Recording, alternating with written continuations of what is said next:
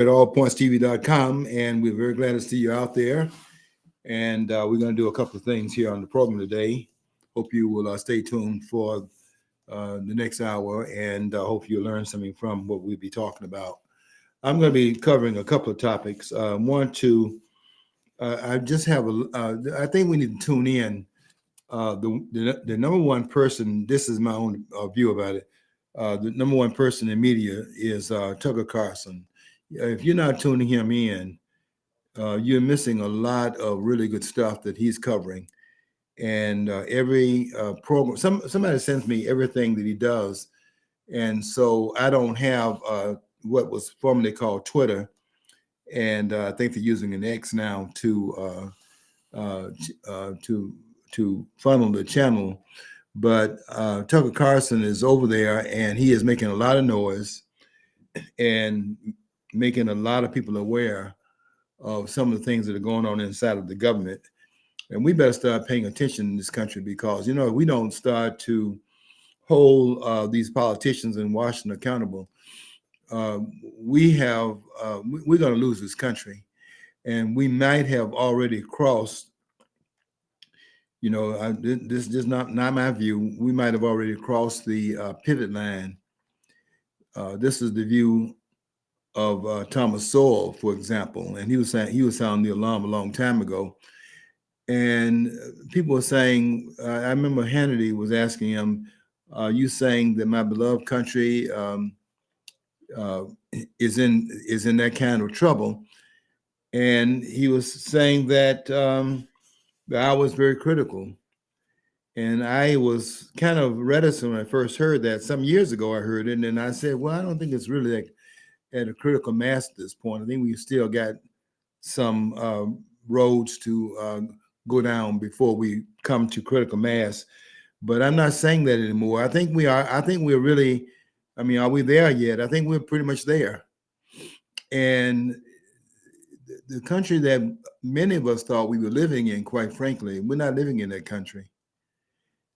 Uh, I'm the last one to want to say anything like that because I'm the person that was starry-eyed coming up and just believed everything that I was told in school and what I had read. I'm the kind of person that is. I guess I'm Eric Hoffa's true believer, and everything that I read, kind of led me into the idea that this country is the greatest country in the world, and we are God bless America and one nation under God, all e pluribus unum, all of the assumptions about how great the country was. And I'm now beginning to see what really this experiment is about.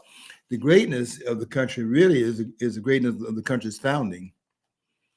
I I've read too many books since that time period, uh, and now have begun to see it through a different lens. I think that the great America's greatness really, and I wonder how many of these scholars will go along with me on this.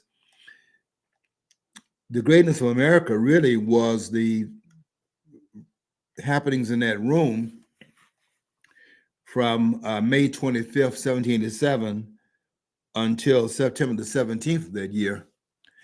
And in that time period, 3 months plus, in that time period between May and September, they are going into a new understanding of what needs to be done to make the country great. This is what they were in that room to do. And I think they had gone to that convention in Philadelphia with the idea that they could not revise a document, the Articles of Confederation, and make it work so that it would lead to what they state in the opening statement of the preamble to the Constitution, which is we the people of the United States in order to form a more perfect union. And I think they had gone there as I look at it now and look back at some of the comments being made by people like, for example,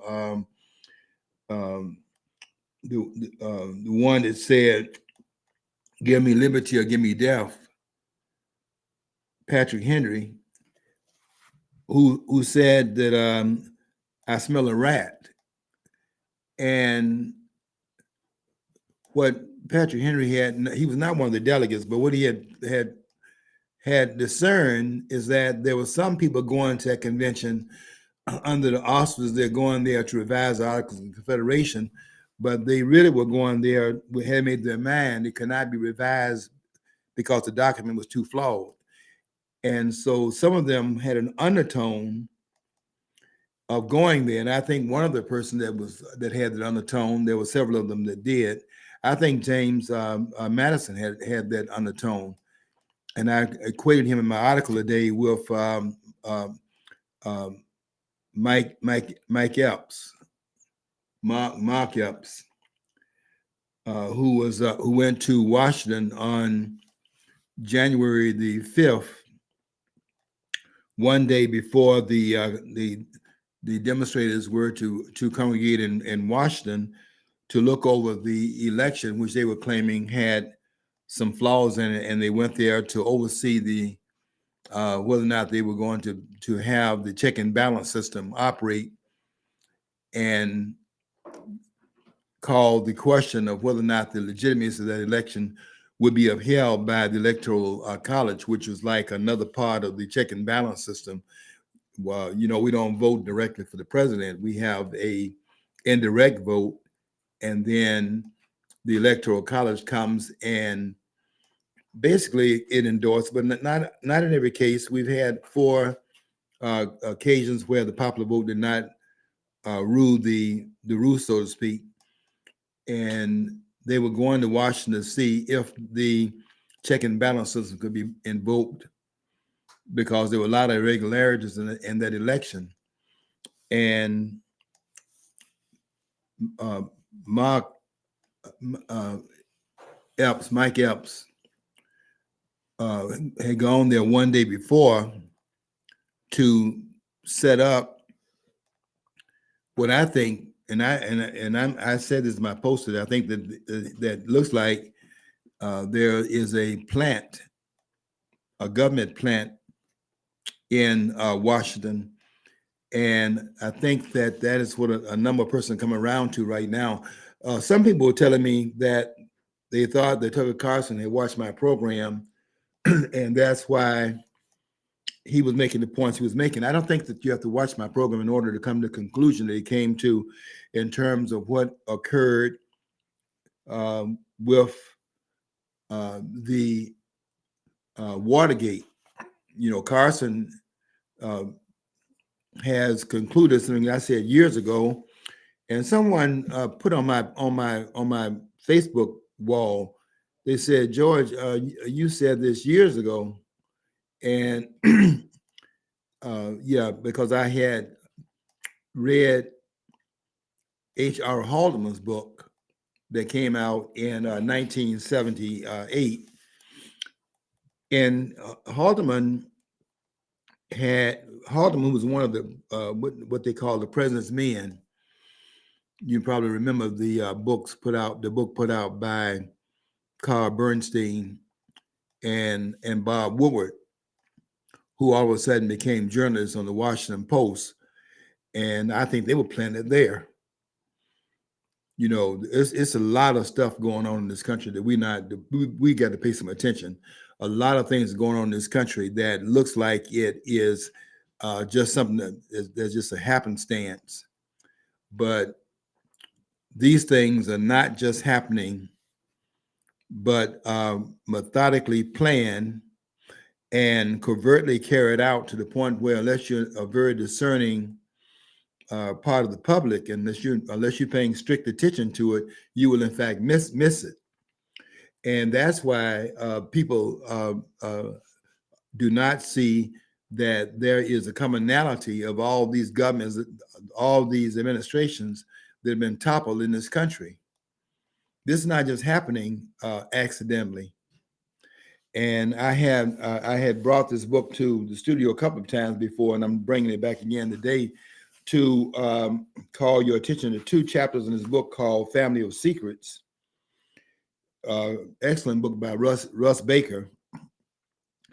And Gore Vidal wrote in the introduction, he said this is one of the most important books of the past 10 years.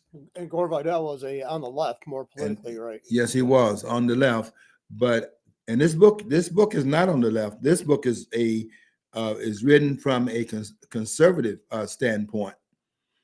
And Baker's book is talking about some things that are happening that Donald Trump is talking about, that Tucker Carlson's talking about, and a number of others. Reston, who is now with Newsmax, was with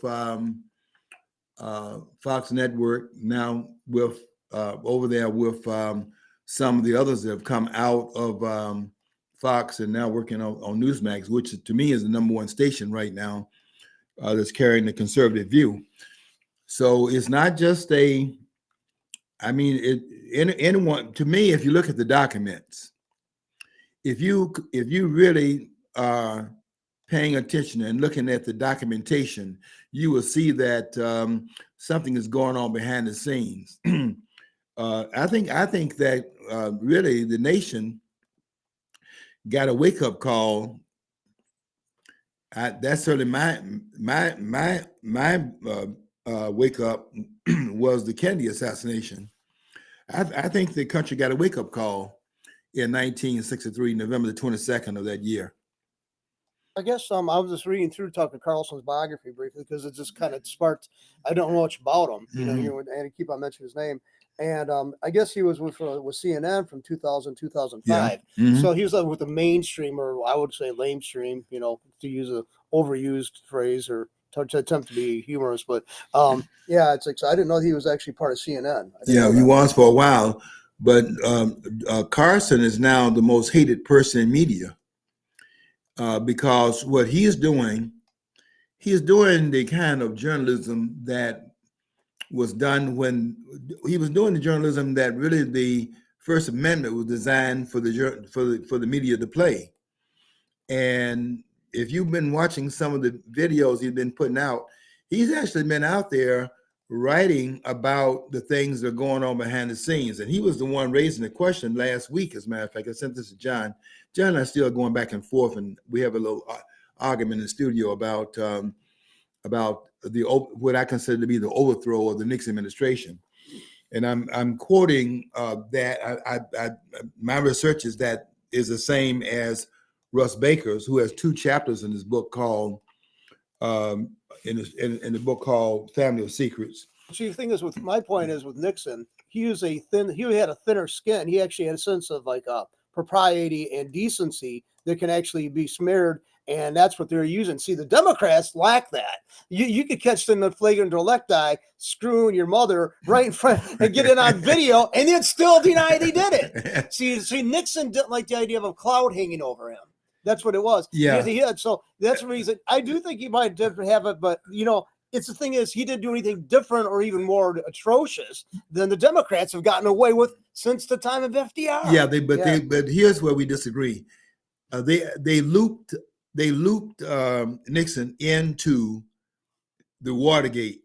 The Watergate burglary was a CIA operation, and Nixon fell into the trap. They thought they got rid of Nixon in 1962. Now they had stolen the election from Nixon in 1960. I think you're aware of that. That's pretty much common knowledge right now. That John F. Kennedy did not win the election. And that's not that unusual in this country, by the way. People think that we have, that around the world, they don't have honest election, but here the election is pristine, and we have legitimacy in terms of no one is doing anything behind the closed doors and pulling strings and causing a certain result that goes against the grain of what the voters want and have endorsed at the polls. And we don't get that even in 2020, you could see that did not that materiality does not exist, because look at how, I mean, look at the timing of the COVID. I'm sorry, you go look at how for 4 years they had tried to undermine after they could not stop Donald Trump from taking office. And I will contend this, that if they had put in contingency plans to stop this man, he would never have been allowed to be president in the first place in 2016. But what had happened there is they believed their own press that they had no shot at it, because they're running against Hillary Clinton, the tenured person in Washington, had been there 30 years, both through her husband and also through her own efforts. And here's this upstart. They were laughing at him.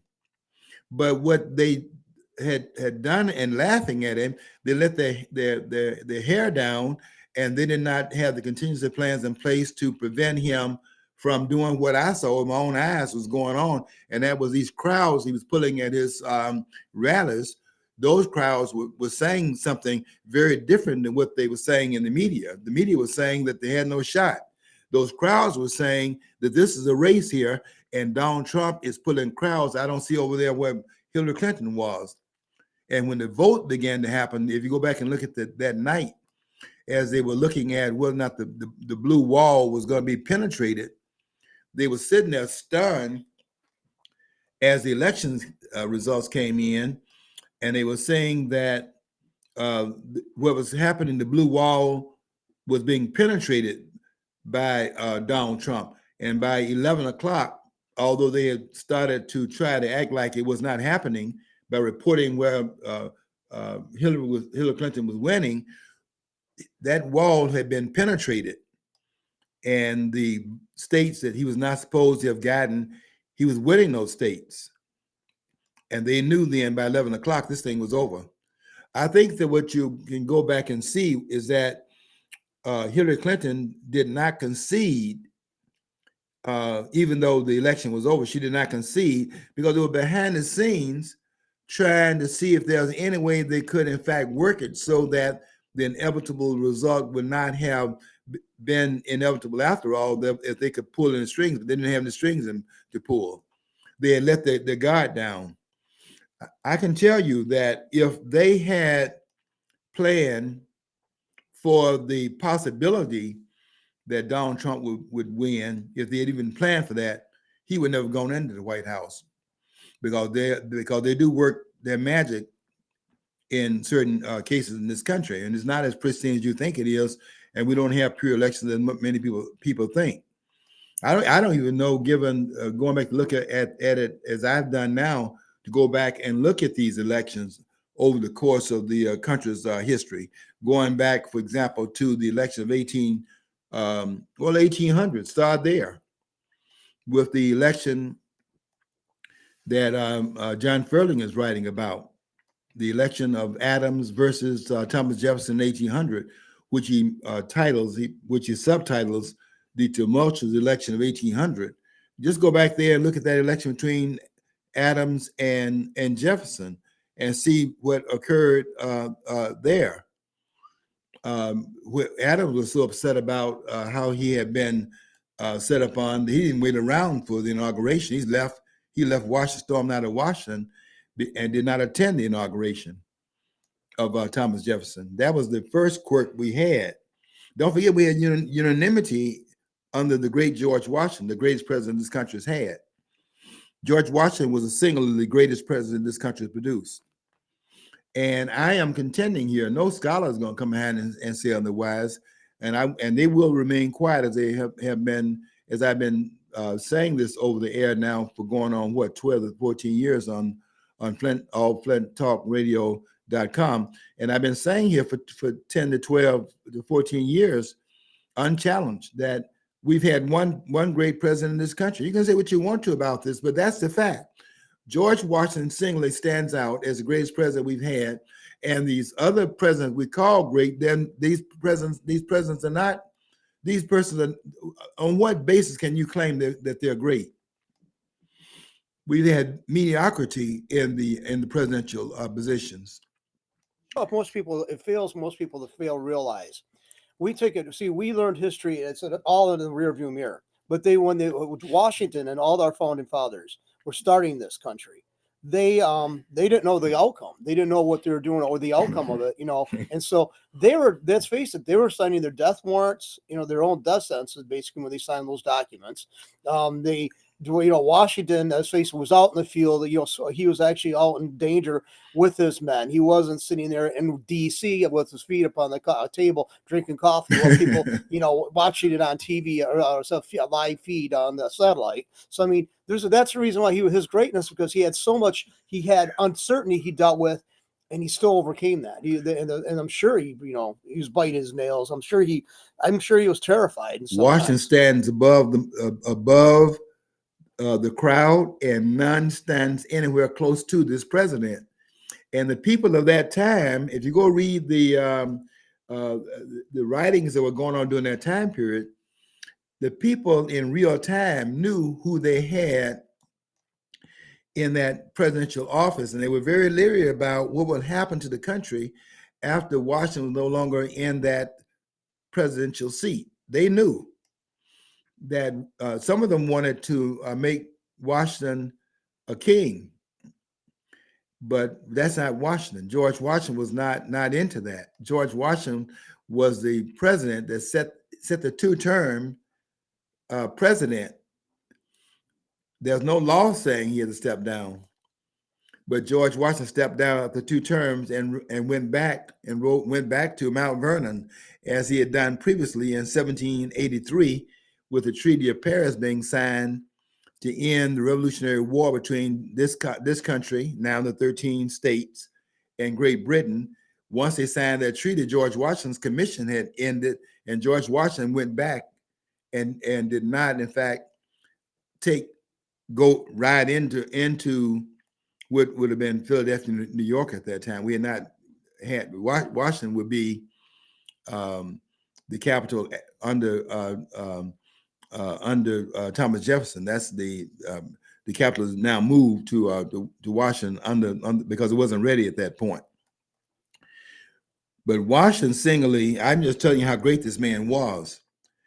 You can say what you want to about Abraham Lincoln being the greatest president of the United States and saying he saved the Union. I don't know how anybody can say that. I don't know how any historian can say that Abraham Lincoln saved the Union, because quite frankly, what Abraham Lincoln did was that he destroyed the Union that was put in place by the framers. The Union that we have in the aftermath of the so-called Civil War. And how do you contend it's a civil war when you're fighting a war of independence, where 11 states eventually will, in fact, try to come out of the agreement that they had to set up another unity around 11 states now trying to go back to the framers. That's what they're trying to do in 1861. They're trying to go back to the framers and reconnect to what they'd intended to do by giving up some of their sovereignty and creating the United States of America. We have to go back and look at the history of this country and get the history straight. By the way, I didn't know if you do this, or you would. I know you would. So, but I was looking at George Washington. Mm-hmm. Through his paternal grandmother. George Washington was descended from King Edward III, as related to the Churchills. Mm-hmm. Later he would be related to the Churchills, and so he kind of was an anti-aristocrat. And the thing is, he had that. I think that's one thing you understand that people who have power know how power is gained. See, there's a mythos that develops from the people who are under, and they're like, there's almost like awe. They know the nuts and bolts of power. And that's, I think, when you related people generationally, it just passed down where something went off the rails. And I think he understood that. I think he had that understanding. If he were to do this, it would be capitulating back to the system he wanted to break away from. So that's the reason why it didn't become a cult of personality with him. That's what makes him so great.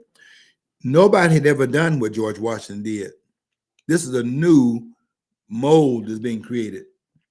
George Washington, I think, was very, very clear about the fact that he was standing in a mold that no one had ever stood in before. And he was very cognizant of the fact he had to, in fact, get it right.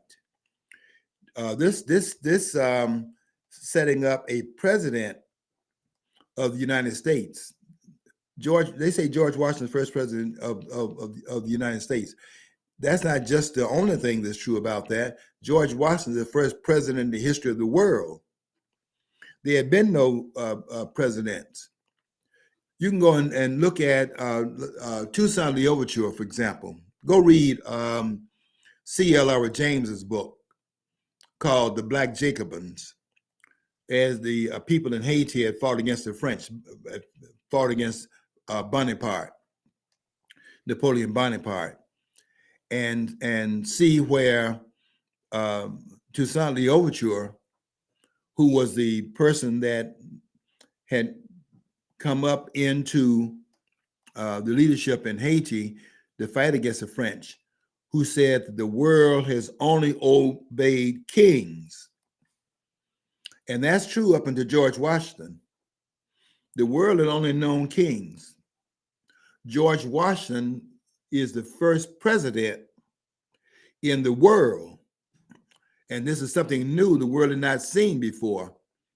That's what makes him so great. And it is almost blasphemous, quite frankly. I'm saying this and nobody else is saying it, but I'm writing everybody that's not saying this. If I'm right, they're wrong. George Washington singly stands out as the premier, greatest president this country's produced, and they're not even close to it.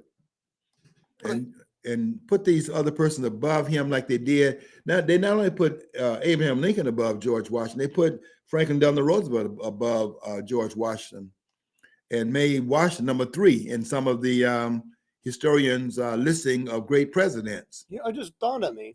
People in this country, see, like, again, we've lost touch of what the whole revolution was about, and what it was about. What it was to try to strike against the elites. We have allowed a new elite to take root. That's what we've allowed. There's not much difference between the elites in D.C. than the kings and the royal families and their henchmen that surrounded kings of European courts. There's not much difference between that. And if people have a tendency to acquiesce and want to look forward for leadership, when Washington's whole thing about this country is he give you the chance to be your own leaders, and then they easily capitulated within a couple of generations of going back to having people over them and just taking following their lead.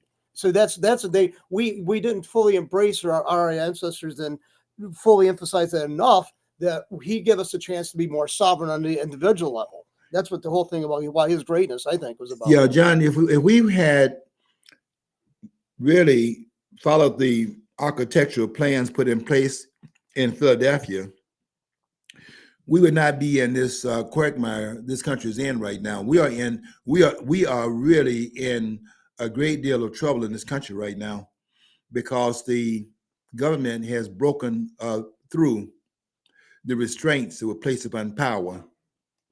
That was the intent.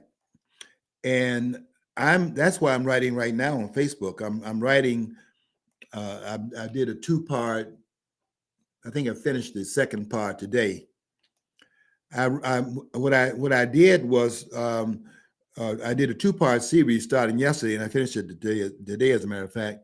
And I was calling for what George Mason did at the Constitution Convention. You know, there were 3 people at that convention. At the end, there were 42 that were still there. Of the 55 that went to the convention, of the 42 that were there, 3 of them refused to sign the drafting of the document, which was then to be referred to states for the ratification, taking 9 states in order to bring about the endorsement of what they had done in Philadelphia.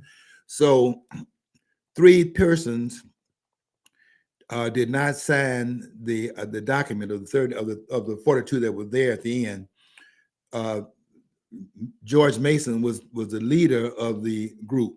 His objection was, number one, that the Constitution that had been drafted, the Article 5 provision, put the proposal in the hands of those in the government to propose amendments to the Constitution, which would be 2/3 of the members of the House, 2/3 of the members of the Senate would in fact make a proposal to amend the Constitution, and then it's referred to the states for ratification. It's hard. Mason was not satisfied with that. He thought it was too much power that is being placed in the hands away from the states. So to accommodate George Mason, and you could not dismiss him because of the statue that he had in the country, and also the statue that he had at that convention. They knew who was in that room. Mason, one of those intellectuals that Ayn Rand is talking about when she says these are the first intellectuals and so far the last intellectuals this country has produced. And she said it up to her dying days in 1982, and I don't see any reason to change it today. There's nobody in this country right now at any of the universities that can match the people that met in that room in Philadelphia from May 25th to September the 17th of 1787. There are no scholars today in this country that could do what they did in that room. You can bring anyone from these universities and put them in a room and create a document that would surpass the document they created in that room in the 18th century. Could you see it now now being done? They haven't done it. Gender exclusivity and look at that. Basically, the thing of the people are fighting against. The reason why they're saying it because they're not being represented is because the way we allow government to run our lives, we have to have provisions to allow the individual to be individualistic. It's a collectivist. All this stuff comes from a collectivist mindset that run amok and let government have control over our lives anyway. You couldn't have these conversations you're having right now, where we're talking about trying to define what a man is, what a woman is. That stuff has been. We're discussing nonsense, and to have put people on the Supreme Court that ask the question, what is a woman, and can't answer that question. You can't put people in the court on that level of thought. It's like, if you can't discern this from just physically looking at the individual standing in front of you, I don't think you should be ruling about more abstract things about law, points of law, okay? If you had intellectuals in this country in the leadership, this could not be going on. We weren't discussing things like that until the last 10 years or so that we've gotten this crazy in the country. This could not happen if the intellectuals were taking the leadership role in the country, and they were doing the guides where the country is being steered by those who are in the forefront as the intellectuals in leadership in the forefront of the country. It could not happen. You couldn't have these discussions, these low-level discussions we're having in this country right now. And that tells us a lot about the acumen that we have. Look what they're doing in the college campuses, for example. That right there tells us a lot. Look at how they on the college campuses, and people are afraid for their lives at these universities because they can't discuss their points of view where you should be most able to discuss it, which is where the universities are supposed to be universal. Let's have all of the conversation on the table where nothing is off limits. But look at how they're suppressing speech on the college campuses. Dennis Prager was saying last week he's getting ready to go to Columbia University, his alma mater, to speak, I think, this week. And he said, I don't know what kind of reception he's going to get. Well, I can tell him this: you're not going to be happy camper with the reception at Columbia, because Columbia is not the same place it was when you got your degrees there. The only college. Look at all these colleges right now that's in open rebellion against authority on these college campuses. And the only ones that have remained calm are colleges like Hillsdale College, for example. Something going on very different there. You haven't seen these Hillsdale where they have persons not able to express themselves at Hillsdale. I'm glad to report that my alma mater, Eastern, is not. You don't see them up. Not that I'm assuming that nothing has happened over the last weekend, but you don't see that happening at Eastern. The thing is, the name brands, the Ivy League schools, that's what everybody looks at as like so critical to the American education system and how, the way the country's going to be ran. But I like what PJ O'Rourke said. He went to some community college at one point in his life. He went to some prestigious schools, but he said they teach you how to become like good, like a business owner or something like that at a local community college. But he said, and you look at our Harvard, Yale, Princeton, what do they create? These people are policymakers who set the standard and actually destroy the nation. Who he said, I prefer the place to just teach you the commonsensical stuff so you can go on and have a great life and contribute to society more than these intellectuals in the academic setting on the college campuses. You know, John, we have to get back to some very basic things here. And the framers put a plan in place, and we don't have enough integrity. That's what it amounts to. We don't have enough integrity in this country today to stay the course and continue down the line that was laid for us by the ones that put in place the Declaration of Independence, the Constitution of the United States, and the plan to limit power and to keep the government limited so that it could be under the accountability of the people whose government is supposed, the government is supposed to be the government of the people, by the people, and for the people. Not this behemoth we have right now, where we have since 1913, we lost control by changing the way in which we choose senators in this country. That was a major defeat of the framers in 1913 when they began to make the choosing the senators by popular election rather than having the states choose the state legislatures to choose the senators. The senators were supposed to be the continuation of the in the House, the people were to be represented in the House by the people. That was the people's body. And then the Senate was supposed to be the state's body. And so the people in the districts were to choose the representatives. And that would be every 2 years. They're going back to the voters for their endorsement and approval every 2 years. And because of the senators were elected by the state legislatures, their endorsement was every 6 years, but they were to represent the states. So the people in the House and the states in the Senate. And that system was the reason why you would have 6 years for senators, more so than the president. The president's 4 years, because the president is the person chosen by the states. The states choose the president of the United States in this country. We have the Electoral College that elects the president in the United States. The popular vote indirectly is an indirect vote for the president, but the direct vote, the one that actually culminates whether or not he will be that person or not in the White House today, would be the vote that comes in the aftermath of that coming in December. Most persons take their eyes off the prize by the November election. They saw what happened November the 3rd, for example, in 2020. They didn't see that the first Wednesday after the first Monday in December, the electors go to their state capitals, and they then, in their separate places called the Electoral College, vote for the president of the United States in the Electoral College, and the electoral vote decides the issue, not the popular vote. The popular vote presumes the electoral vote, but then 4 different cases, the popular vote has gone in one direction and Electoral College went in a different direction. We did not get the result that the popular vote would have subsumed based upon the number of votes that a person would have gotten.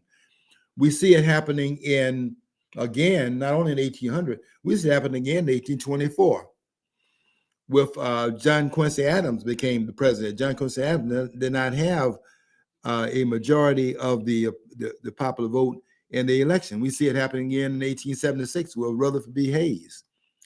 Rutherford B. Hayes did not win the popular vote in 1876.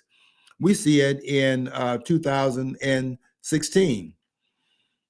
The electoral vote chose the state electoral votes, because Donald Trump carried the states where the electoral votes would have subsumed over the popular vote. And Donald Trump, that's what they were arguing about. Hillary Clinton got a majority of the popular vote, but popular vote does not elect the president. And Donald Trump got the states that he needed to get the election through the Electoral College, and that's why he became the 45th president of the United States. They were trying to stop that, but they had no contingency plan to stop it. In 2020, I think if you go back and look at that election very carefully, in 2020, Donald Trump won both the popular vote and the electoral vote, stopped Donald Trump, although he had won the electoral votes as well. What they did was they finessed the vote and pulled the rug from underneath him through the COVID. This was an attack upon the country, because the popular vote and the electoral votes went in the same direction. I know that to be true because you cannot have an incumbent president getting 12 million more votes and the non-incumbent candidate running and his votes going in the same direction as the incumbent president's votes going. In other words, where did those votes come from? If you get 63 million votes in 2016 and get 75 million votes in 2020, and those votes go up by 12 million, where did the 82 million votes come from that Biden got? That's impossible. Those votes are impossible. Those are warehouse votes. And I know that from looking at what occurred in 5 different states where votes were brought out of warehouses, and finessing that went on, and people were not allowed to see what's going on, put out of the rooms and so on. I would say that that's also true in Michigan. Michigan voted for Trump. Deborah Stabenow had made a comment that she had gone to the meetings of the UAW trying to dig up votes, inspire votes for Biden. And she said she went there to the UAW and they were doing well because of the policies of Donald Trump. So she said she went there and wanted to talk about Biden, and all they wanted to talk about was Donald Trump. I saw it in Frankenmuth. Donald Trump had left Michigan, but they had a rally down Main Street in Frankenmuth, and there were one group of cars after another coming down the street. They had a parade as if Donald Trump was still in the state. You go into the outlying areas of Michigan, and all you saw were Donald Trump signs. You saw no visibility of a presence of Biden's campaign, and Biden stopped campaigning, as a matter of fact, because it was very obvious that he was not pulling any crowds there, and therefore the idea was COVID kept him in the basement, and therefore that's why he was not out campaigning. That was a cover-up going on. He wasn't pulling any crowds there, and the fix was in 5 key states. If you notice, he kept saying there's no widespread fraud. They didn't say there's no fraud going on. They said no widespread fraud. And I said at that time, it didn't have to be widespread. It had to be targeted. It was targeted in 5 states. Now they're saying right now for 2024, they're saying Biden we know he's not popular. He's losing in all the critical states. But that does not mean that Biden will lose the election, because we just don't have it. We think we have free and fair elections in this country. I can tell you that going back through the elections, as I have done very carefully, looking at elections, there are 10 elections in this country that I've counted where the outcome was one thing and the election results were quite different from that. 10 different cases where if the elections were free and fair, the results would have been different. And you can see that in terms of the election between Samuel Tilden, for example. I mean, this is one that's most talked about. the election of Samuel Tilden and Rutherford B. Hayes in 1876. And it happened again in 1880 with Grover Cleveland. And Garfield was 1880, and then Grover Cleveland 1884. And given the quirks were going on there, they decided to do something about it by putting in the Electoral Act of 1887. It came out of the fact there were too many quirks going on, and they tried to fix it in 1887. That's why they passed the law, the Electoral Act of 1887, so as to get some order in terms of elections in this country, because there were too many things happening that was outside of what should have occurred based upon the rule of law. And they passed an electoral act to fix that problem. Well, they tried to apply the Electoral Act of 1887 in 2020, and what you saw is what you saw. The Electoral Act, they went there to apply it, and guess what occurred there? They had an objection of the election in the House, had an objection in the Senate. They were supposed to, in fact, stop the vote count, go back into session, both the House and the Senate going back into session and meeting and coming back with a agreement about how they're going to proceed from that point. And they did not do that. Why not? Because there was a outbreak of violence that occurred in Washington on January the 6th, the day they're supposed to count the electoral vote. But I'm contending that the outbreak of violence was in fact another setup. It was a setup. They walked into a trap. And in this book here by Russ Baker, there's a chapter called The Setup. And they're talking here about how Richard Nixon was set up. The man is just what Tucker Carlson said. The man has 17 million more votes in that election than George McGovern had. It's the greatest electoral, it's the greatest election disparity between a office holder and a challenger. We haven't had that widespread of a margin of victory before or since. Nixon, Carson said, Nixon would, if you talk about the people's choice, the numbers of votes that Nixon got in 1972 make him the most popular president in this country's history. And he asked, then how then is it 2 years after the election was over that this man is out of office? Well, Russ Baker is talking about that in terms of the setup. Chapter 10. And that book was published way before this election we're talking about, right? Yes, it was. This was published in 2010.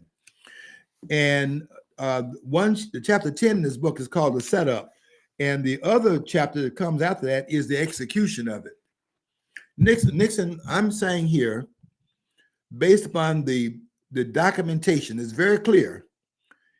People have got to read in this country more than we do. You got to study this you stay on top of these things.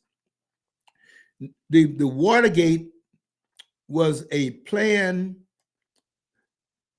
burglary. This is undoubtedly one of the 6 ways from Sunday that Charles Schumer was talking about when he said the CIA has 6 ways from Sunday to get back at you. One thing that Carson, you better pay attention to Tucker Carlson. The man is fearless.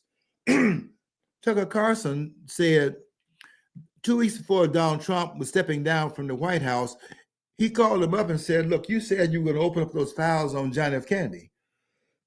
He said you only have 2 weeks left to open up those files of what really happened in Dallas. And here's what Carson says Donald Trump told him.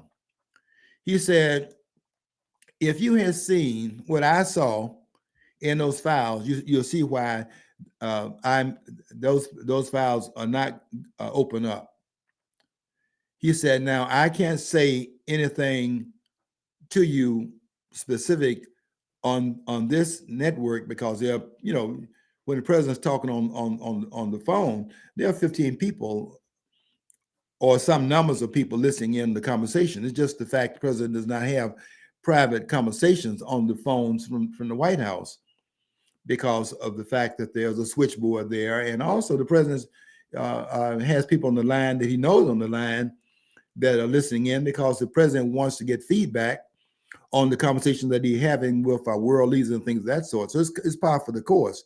The idea the president is trying to talk to Ukraine, for example, and he's making deals and things of that sort. There's nonsense. Too many people on the line. The president's aware they're on the line, and that's how when the president's talking to foreign leaders, the people on the line, the 12, the 13, the 14, the 15 people on the line listening, so they can compare notes because the president may miss something in the conversation, certain nuances they might miss, and they have to have a discussion about that as a set up policy. The president's not just simply up there doing it on his own. He has a cabinet for that purpose. There are people advising the president of the United States, and it must be privy to the same thing the president is privy to. So the idea of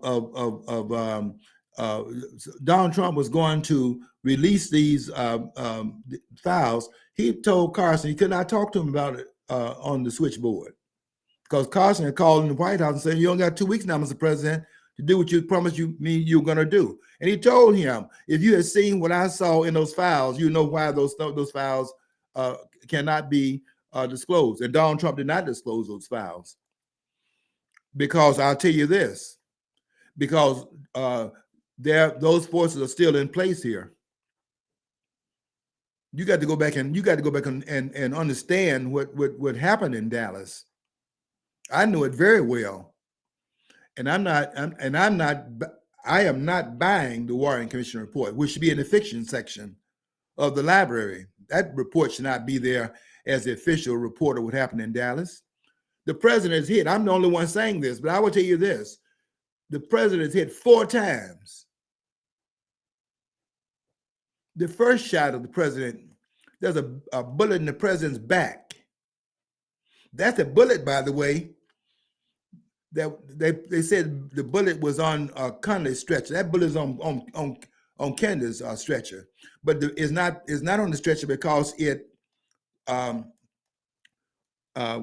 out of the president's body. It's on the stretcher because a guy had taken it and put it there, not conspiratorially put it there because it was to be considered part of the evidence of what had happened there. One of the members of the Secret Service, they came out recently and said that he put that bullet there, not to plant it, but as making sure that it did not get lost in terms of that bullet would have been, the bullet had been low caliber that ended up in the president's back, not in the neck area. The neck shot, that's a second shot that hit the president. The president, if you go look at the Zapruder film, I've seen that film many times. I've slowed that film down to watch it very carefully. I am even, because you wear glasses now, I even put the magnifying glass on the lens so as to be able to see more clearly what's going on. When the president comes from behind the stemming side, the president is doing this, clutching in his throat. That's a front shot. That shot hits the windshield of that limousine. That limousine, by the way, ends up in Dearborn because they flew the president limousine into Dearborn to change that front windshield because that bullet went through that windshield and hit the president in his throat. That's a throat shot. And all the doctors said that shot came from the front. There's a shooter in the front and there's a shooter in the back. In fact, the president's caught in triangular fire. There's nobody in this country that can say anything behind what I say about what happened in Dallas. The president is hit 4 times, once in the back, once in the throat, and the last shots were 2 shots that were fired 1/100 apart. The president twice at the same time. That's why they think that there were 3 bullets fired. This was a firing squad in Dallas. There's a shooter on this. There are shooters on both ends of the 6th floor of the school book depository. There's a shooter for the Dale Tax building that's across the street. There is a shooter on the overpass, and there's a shooter in the grassy knoll. How many of you are aware that we have a person that's confessed to being the shooter in the grassy knoll? Anybody aware of James Files? People, we have a confession here. See that name? I think I heard something about a couple of years. Came out a few years ago, didn't it? James Files. Yeah. The reason why he can say that without any fear of them coming after him, because if they do, they've uncovered what that they've been lying to the American people. They've been lying for the last 60 years. The president was killed 60 years ago, and they've been lying about it for 60 years. They can't now come out and tell the American people they've been lying. One of the points, I'll tell you another point to be made here. I know that I know that this sounds, I don't know if it even sounds strange anymore. We're not alone in the universe. We're not alone. We never went. I'm sorry to say these things to you. They've been lying to us about going to the moon. Lying about it. We never went to the moon. Now people say, "Well, we saw it on television." Yeah, you saw it on television, but you saw them doing a Hollywood. What's that guy's name? They did a Hollywood production. There are people that have seen the set either in Arizona or Nevada, where they've seen the set that they use out there in the desert area. All these claims they made. I was arguing with somebody this weekend about COVID. They were saying, George, these people are the ones that caught COVID. Well, last weekend, you probably saw where they came out and said that pneumonia, they're now saying pneumonia came from China. I had said before that what they were calling COVID, saying that there was a escape from the lab, I was saying that was pneumonia that that persons had gotten. Now they're coming out saying it's pneumonia that came out of China. Well, I knew that it was either bronchitis, which is upper respiratory lung problems. Lower lung would be pneumonia. I knew it was pneumonia. But yeah, it's like the one. By the way, the director I heard connected to the scamming the American people about the space race and our reaching the moon was Stanley Kubrick. Yeah, that's who I was trying to find out. Yeah, John, that's who it is. They did the Odyssey 2000. Go watch that. That was a set they used, and you cannot be. I just can't believe people can believe some of the things that they put on. Really, if you put it on television, then it's real because people watch TV for their reality. But if you shoot a missile into space, the question is, what is going to stop it once it gets past the gravity? What's going to stop it from continuing to go that way? And then it sets up this way and come down that way onto the moon? Nonsense. You can. It's just like in Dallas. They want to act like a bullet can do the things a bullet did, defy physics. You can go from right to left, stop in midstream, make a 45-degree turn, go downward, and make 7 wounds in 2 persons' body, and they say come out pristine. That's not the bullet that did all that damage, because no one bullet could have done it. That's the seeing a bullet theory. No, they had multiple shooters in Dealey Plaza. I would say then probably 4 shooters. The president was caught in triangular fire. All you scholars, I know what you're saying. You better listen to what I'm saying. That the murder of the president of the United States, go look at the ones on that commission report Go look at the ones when they were with Richard Nixon in 1974, and then ask yourself the question, how could, and so what Tucker Carlson is raising, I agree with him 1,000,000%. The man has courage. More courage than Donald Trump had. Donald Trump didn't dare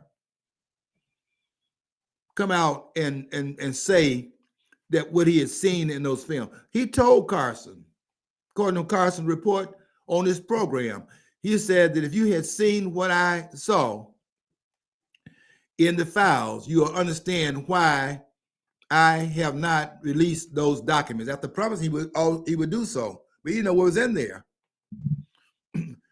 The fact of the matter is that what they said happened in Dallas could not have happened in Dallas.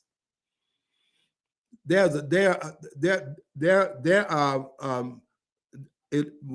look at one police officer, by the way, went and looked in the sewer, in the drain, in the drain, because there's a shooter below the ground level. That's why the president is blown at 100 miles, 100 feet per second, where the president is blown to the back and to the left. That's in the film made by Oliver Stone. He's right about that. The president went to the back, violently to the back, and then to the left. That is not a shot coming from the back. You cannot tell me that a bullet fired from the back will have the body going in the direction against the motion of the bullet, fired from the back, but the body moves to the back. You know, I think, well, another thing is too, part of propulsion could not happen. Part of his skull, JFK's skull, yes, going with the trunk to the on top of the trunk right of the limo. That right there shows it's got debris. When you shoot a gun, it's going to go to the path of the bullet. It's going to carry the path, the debris as it exits. It's going to hit something solid or semi-solid and take it right out. I mean, it's not going to go. You don't get shot from the back and then the thing's just going to peel off and go to the back. It's going to go towards the front if it was shot from the back.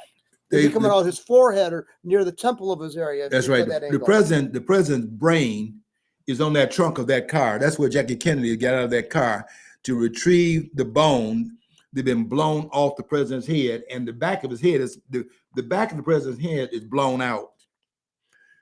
They're doing an autopsy on that plane. See that the president's body should never have been taken out of Dallas.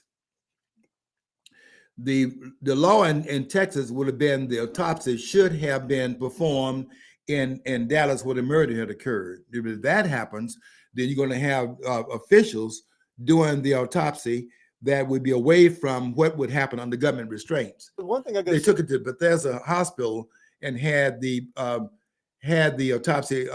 autopsy done there, and those in that room would tell you that when they began to do certain things there were person telling them there was CIA agents in that room telling them no.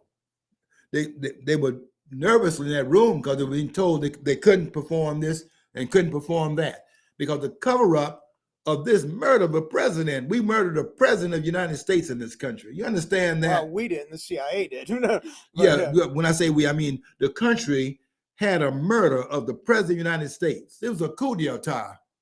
And I'm saying here that the coup d'etat in 1963 was a continuation of the number of other things that occurred with other presidents as well. You think that those students are out there in, hey, LBJ, how many kids have you killed today? You don't think that was CIA?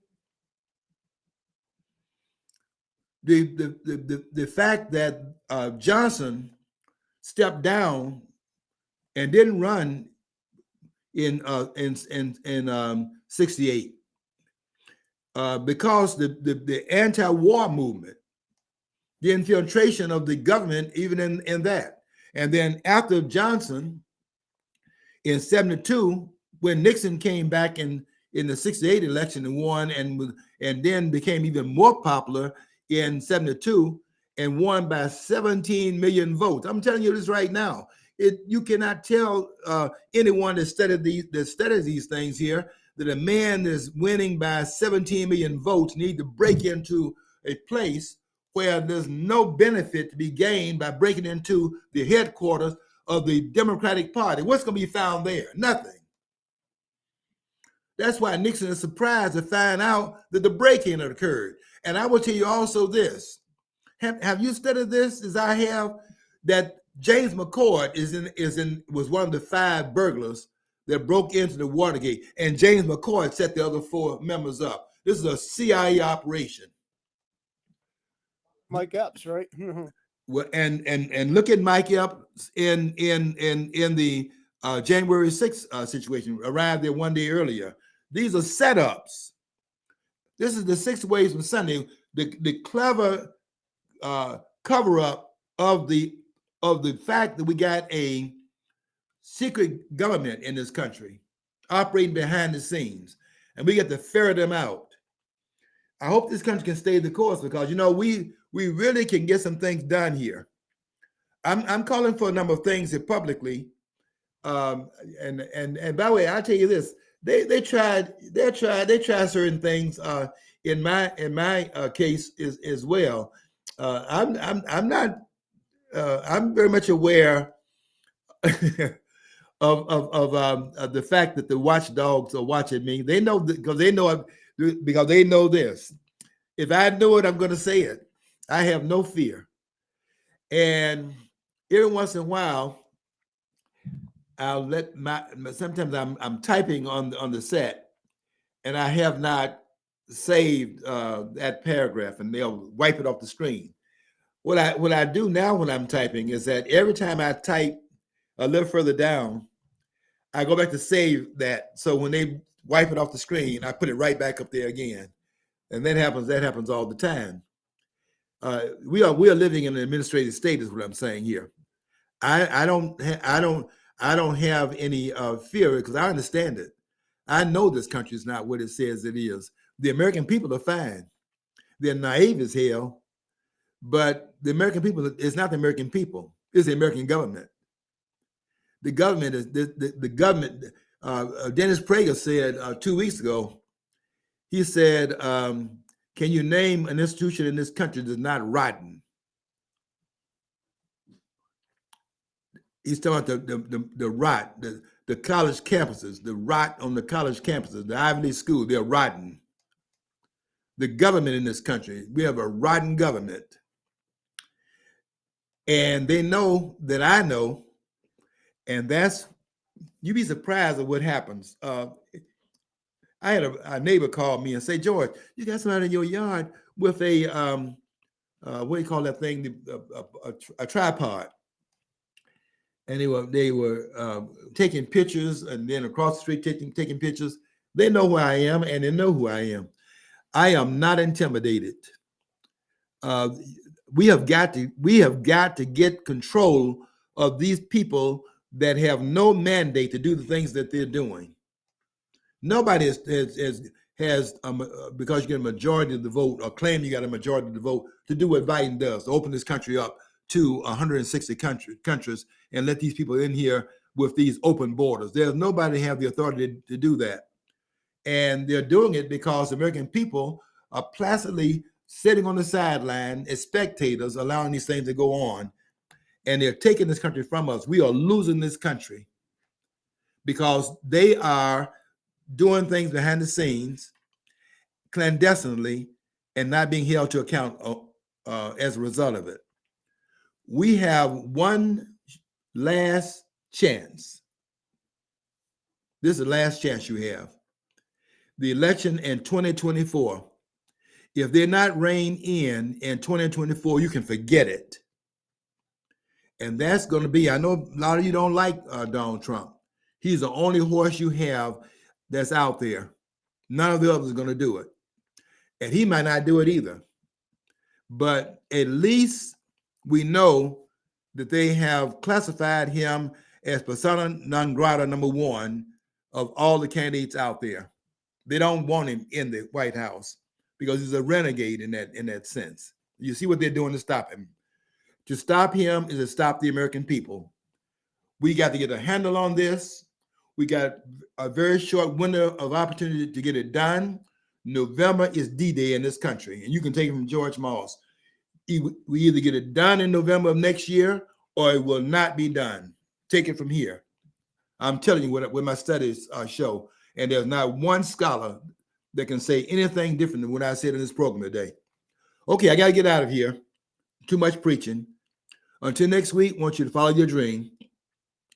If you don't follow your dream, you'll never know what's on the other side of the rainbow.